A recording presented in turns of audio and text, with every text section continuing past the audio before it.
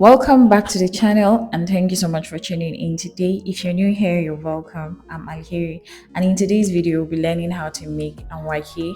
The white man calls it dumplings. So in our bowl, we'll add 4 cups of flour and we sieve the flour. Why do we sieve our flour? In case of dirt, you don't want to be eating dirt in your food, right? So give it a good sieve. You sieve it, I mean, you give it a good sieve, like to clear all the dirt in your food. So after sieving your flour, you're going to make use of your whisk to whisk, like mix everything together. Okay, so these are flour, and then we have our ingredients. And this is my pepper. This is my brand, Alheri Empire Yaji garlic pepper. For those of you that travel and you complain that abroad food is tasteless, you can patronize my pepper, like buy my pepper. So these are the ingredients we'll be using. The green thing is baobab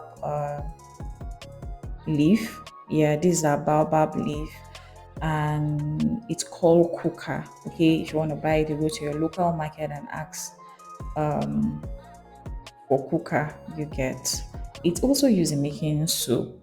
And then the other brown colored liquid in the container is our potassium. Okay, so after mixing everything together, after mixing, like whisking everything together, the flour, I added a little bit of salt for taste.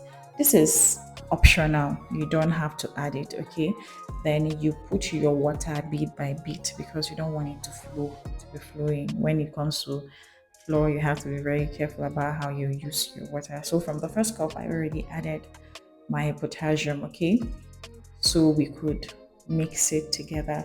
So after putting the 1 cup of water, I started mixing it, but realized that the water isn't enough. So I added another 1 cup of water. It's a very small cup, basically. So I added another 1 cup of water and I gave it a good mix. So I was whisking it, and at this point, it was very hard for me to turn it. And I don't want to spoil my tools. So I kept the tool in one place, which is the whisk, and I used my hand off camera to mix everything together till I got this consistency. So our water was boiling. So you see, I opened my pot and it's time to scoop in your anwake into the hot water, already boiling water. Okay, and then you have to do this very fast so that at the end of the day, you won't have uh, some that are done and some that are not done. So you have to do this very fast. Even though watching this video right now, I kind of speed up everything. Like the video is on speed mode basically because I had to like make it fast also. But aside from that, whole editing and stuff, you have to at least be fast also, so that you get everything. And when you're done scooping everything into the fire, you really need at least 10 minutes. You need to leave it on fire for like 10 minutes. It doesn't need so much time to stir on the fire. 10 minutes is enough, and it's one of those quick Hausa food. Like you just like a snack basically, you know. And it's funny that it's been years that I made this. The reason is because we're used to making it using cassava flour.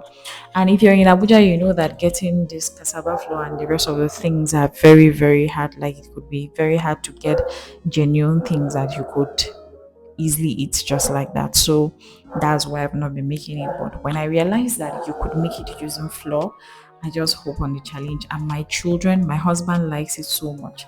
So we're done with that, and it's time for us to make our sauce.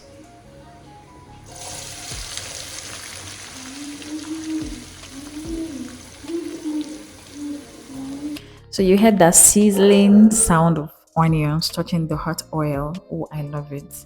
And well, it's time for us to do the next thing, which is sauteing our onions. Like just caramelize it basically. Just put it on fire, allow it to fry. And then we have our eggs also boiling at this point.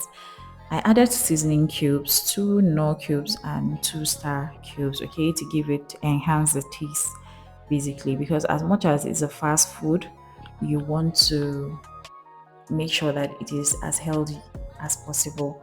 That's what we're using. And then onions has its water. So the water in the onions, when it was releasing itself inside the, gets to meet with the seasoning, and it gives us what we are looking for. So you don't need to add water basically to be able to cook your maggi inside hot oil and onions. I hope you understand. So this is it. Even though after mixing everything together, it was still tasting a little bit somehow for me, and I had to add a little bit of seasoning basically to still enhance it. So you arrange everything depending on your taste bud or how you like it. Okay.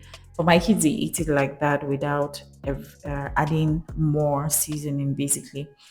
So you keep stirring and keep stirring, because after putting your seasoning, it will start settling on your pot and it might burn. So from time to time, you said, and this is our egg. I think at this point everything was ready.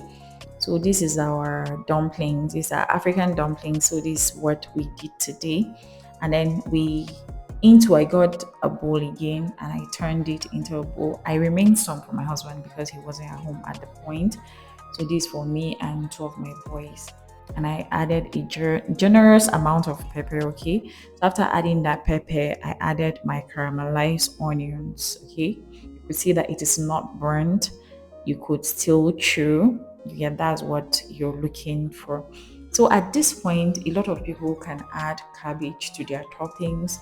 They will add cabbage, more raw onions, tomatoes to the toppings, But I don't want to say we don't. I just like eating my own as plain as possible. Okay. So after mixing everything together, I serve the boys their own, and this is what we have.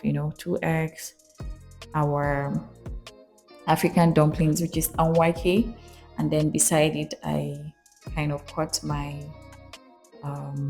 cucumber. I think the finger cucumber. It has a name basically, but I've forgotten it at this point. Okay, so this is what it looks. This is an up close look of everything. So thank you so much for watching today's video. I hope you've learned something. Subscribe to the channel and leave a lovely comment, and see you in my next one. Bye.